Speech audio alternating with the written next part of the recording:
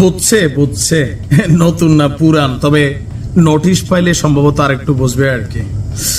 হঠাৎ করে আপনি দেখেন যে বিএনপির একদম কেন্দ্রীয় নির্বাহী কমিটি থেকে এনসিপি কে উদ্দেশ্য করে কোনো উল্টাপাল্টা কথা বলা বা ডক্টর মোহাম্মদ ইউনূসকে নিয়ে উল্টাপাল্টা কথা বলার ইস্যুতে আপনার দুলু এবং বুলু দুইজনের বিরুদ্ধে কিন্তু বিএনপির কেন্দ্রীয় কমিটি থেকে একটা নোটিশ আসছে, সতর্ক করা হয়েছে তাদেরকে। এখন দুলু ভাইটার পিছনে বিএনপির নেতাকর্মীদের মন্তব্য যৌক্তিক, কারণ হাসনাত এমন কথা বলছে যেটা রিয়াকশনে দুলুভাই বলছে, তবে তার যেহেতু বয়স বেশি তিনি এটা বলতে পারেন কিনা এই জায়গায়। বিএনপির জাতীয় নির্বাহী কমিটির সদস্য এম নাসির রহমান তিনি আবার বলে বসছেন আরেক কথা, বাচ্চাদের একটা দল আছে, মানে তিনি যথেষ্ট প্রবীণ বয়সে 70-75 তো হবেই, তো ওনার কাছে তো যাই হোক তিনি এখানে দুইটা বক্তব্য দিয়েছেন। আমার মনে হয় তিনিও খুব শীঘ্রই একটা চিঠি পাইতে পারেন। বাচ্চাদের একটা দল আছে ন্যাশনাল চিলড্রেন্স পার্টি, মানে যেটা হচ্ছে ন্যাশনাল সিটিজেন পার্টি। এনসিপি কে তিনি দিয়েছেন এনসিপি, ঠিক আছে, মানে জাতীয় বাচ্চা পার্টি বা জাতীয় শিশু পার্টি। এই শিশু পার্টিদের সবার বয়স হলো 27 থেকে 28 বছর। এই বাচ্চা পার্টিকে দল গঠনের সুবিধা দিতে নির্বাচন পেছানোর ষড়যন্ত্র করা হচ্ছে। তারা সরকারের ভেতরে থেকে দল বানিয়ে নির্বাচনে সুবিধা নিতে চায়। এদের যতই হৃষ্টপুষ্ট করা হয় তারপরও কোনো ভোট পাবে না। এই কথা আবার ঠিক না, তারা ভোট কম বেশি পাবে, মানে যেই গতিতে এখন বিএনপির বিভিন্ন জায়গায় পজিটিভও আছে নেগেটিভও তৈরি হচ্ছে ইমেজ, সেখানে বাচ্চা বাড়িরা কিছুটা ভোট পাবে, খুব বেশি পাক না পাক। তো তিনি বলছেন দেশের মোট ভোটার হচ্ছে 12.5 কোটি আর ফেসবুক ভোটার হচ্ছে 50 লাখ বা আরো কম।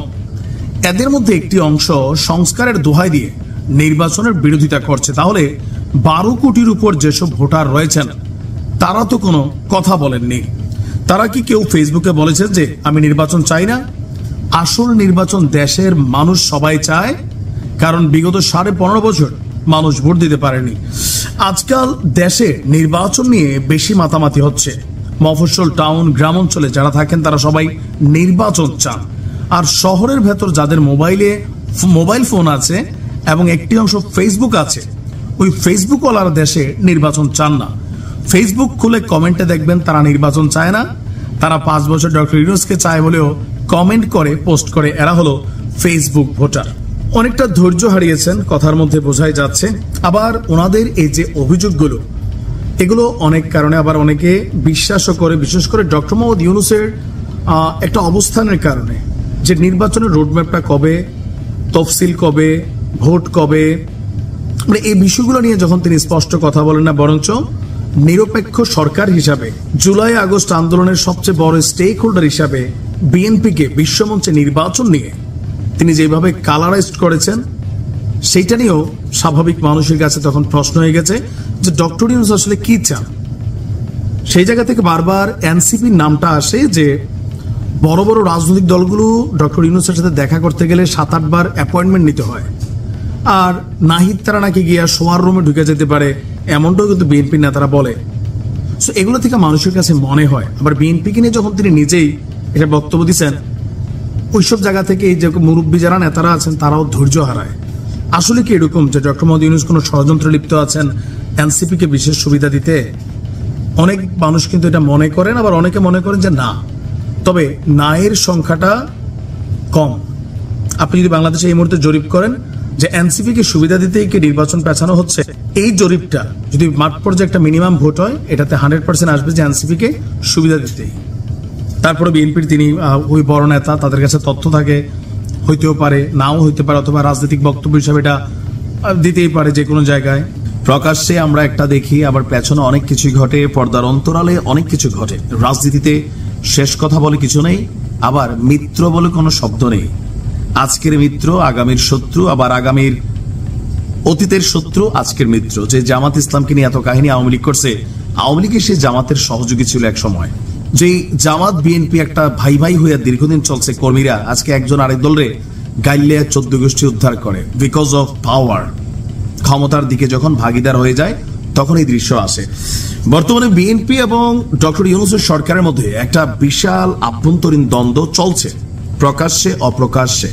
নেতাদের কথাবার্তায় আমরা বুঝছি ডক্টর ইউনূস যদি আজকে পদত্যাগ করেন, কালকে বিএনপির চেয়ে বেশি খুশি আর কেউ হবে না, কারণ ক্ষমতার দিকে তারা আরো 2 ধাপ আগাই যাবেন। এই যখন অবস্থা, ডক্টর মোহাম্মদ ইউনূসের যে যুক্তরাজ্য সফর আছে, সেই সফরকে ঘিরে নতুন এক গুঞ্জন সামনে এসেছে। আপনারা জানেন যে তিনি কোথায় যাচ্ছেন? যুক্তরাজ্যে। যুক্তরাজ্যে কে আছেন? দীর্ঘ সময় যাবৎ প্রবাসে বসবাস করছেন জনাব তারেক রহমান। আর মার্কেটে গুঞ্জন আছে 4 দিনের এই সফরের ঠিক মাঝখানে যে কোনো একটা সময় বের করে ডক্টর মোহাম্মদ ইউনূস এবং জনাব তারেক রহমানের মধ্যে একটা বৈঠক হবে। তবে এ বিষয়ে আমাদের পররাষ্ট্র মন্ত্রণালয় বলছে বিষয়টি এখনো প্রধান উপদেষ্টার সফর সূচিতে অন্তর্ভুক্ত হয়নি। যে কোনো সময় অন্তর্ভুক্ত হইতে পারে, এটি পূর্ব নির্ধারিত মিটিং থাকে না। যেমন ধরেন জামাতের আমির তিনি যুক্তরাজ্যে গিয়েছিলেন, সেখানে গিয়ে তিনি কিন্তু জনাব তারেক রহমানের সাথে দেখা করছেন, এটা সৌজন্যমূলক দেখা। আবার ডক্টর ইউনূস তিনি যুক্তরাজ্যে যাচ্ছেন, জনাব তারেক রহমান দেখা করতে চাইবেন, এইটাই খুবই স্বাভাবিক, অথবা একটা বৈঠক হবে, এটাই স্বাভাবিক। যদিও এ নিয়ে আপনার সরকারের পক্ষ থেকে অথবা বিএনপির পক্ষ থেকে স্পষ্ট কোনো বক্তব্য না আসলেও গণমাধ্যমে চাউর হয়েছে যে একটা বৈঠক বসতে পারে, যে কিভাবে এই চলমান ইস্যুতে শান্তিপূর্ণ সমাধান খোঁজা যায়। জনাব ডক্টর ইউনূস যখন বাংলাদেশের প্রত্যেকটা রাজনৈতিক দলের প্রধানদের সাথে বসছেন বা বিএনপির যারা নেতৃত্বে আছেন তাদের সাথে বসছেন, কিন্তু সরাসরি একদম টপ যারা বস লেভেলে আছেন জনাব তারেক রহমান বা বেগম খালেদা জিয়া, এই 2 জনের কথাই কিন্তু দলটা চলে। তাদের কারোর সাথে এক টেবিলে বসে 1 কাপ চা কিন্তু এখনো খাওয়া হয় নাই। তো যদি 2 দলের মধ্যে একটা বৈঠক হয় সরকার এবং বিএনপির মধ্যে, তো এখান থেকে পজিটিভ অনেক কিছু ভাইব হইয়া সামনে আসতে পারে। আবার বৈঠক নাও হইতে পারে, তবে হওয়াটাই বেশিরভাগ আলোচনায় আছে। আর এই প্রথমবারের মতন যেহেতু তিনি ইউরোপ সফরে যাচ্ছেন, আর ইতিমধ্যে রাজনীতিবিদ সহ নানা অঙ্গনে আলোচনা যে লন্ডনের প্রধান উপদেষ্টার সাথে জনাব তারেক রহমানের বৈঠক হবে। আর ভারপ্রাপ্ত পররাষ্ট্র সচিব তিনি বলছেন বিএনপি, আমি কোনো রাজনৈতিক দলের নাম করতে চাই না, তিনি নাম বলতে চান না, কিন্তু যুক্তরাজ্যের রাজনৈতিক ব্যক্তিবর্গ বলতে ওখানে যারা রাজনীতির সাথে আছেন, সেটা কনজারভেটিভ হোক বা লেবারের হোক অথবা অন্য কোনো দলের হোক, মানে প্রতিষ্ঠিত রাজনৈতিক ব্যক্তি যারা আছেন তাদের সাথে মিটিং এর কথা বলছি। বাংলাদেশের কোন রাজনৈতিক দলের মিটিং এর বিষয়টা আমার জানা নেই, পরবর্তী সময় হয়তো আমরা জানতে পারবো। মানে আমরা এখনো এটাকে প্রকাশ্যে দেখছি না, এটার আবার মান অভিমানের বিষয় হইতে পারে যে জনাব আমাদের প্রধান উপদেষ্টা তিনি লন্ডন যাবেন, তারেক রহমানের সাথে বৈঠক করবেন। এই বৈঠকটা বর্তমানে বাংলাদেশে যে রাজনৈতিক দলগুলো আছে অনেকের কাছে এটা পছন্দ নাও হইতে পারে, কারণ Tarique Rahman as a character, doctor Yunus as a character, 2 জন একসাথে বসলে অনেক আলোচনা এখানে সিদ্ধান্ত হয়ে যেতে পারে। এটা হয়তো অনেকে ভয় পাবেন বা চিন্তা ভাবনাও করতেছেন। সো অনেকে চাইবে এই বৈঠকটা যেন না হয়, আবার হতেও পারে।